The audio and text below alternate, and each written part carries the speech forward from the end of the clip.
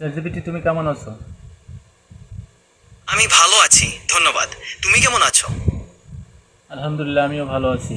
তোমার কাছে একটা প্রশ্ন ছিল। জি নিশ্চয়ই, কি প্রশ্ন? আচ্ছা, তুমি কি জানো যে দাজ্জাল এখন কোথায় আছে?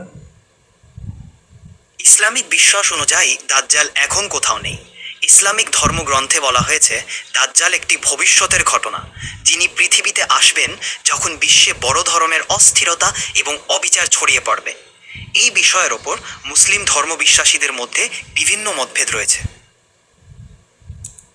দাজ্জাল কি আসার কিছু আলামত বলো।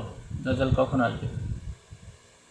ইসলামিক বিশ্বাস অনুযায়ী দাজ্জালের আগমনের আগে কিছু গুরুত্বপূর্ণ আলামত ঘটবে। এগুলির মধ্যে কিছু সাধারণ আলামত হল: ধর্মীয় অবিচার, মানুষের মধ্যে নৈতিকতা ও ধর্মীয় মূল্যবোধের হ্রাস হবে।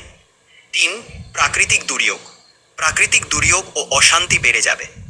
2. মিথ্যা ও প্রতারণা, মিথ্যা ও প্রতারণা ব্যাপক হারে বৃদ্ধি পাবে। 3.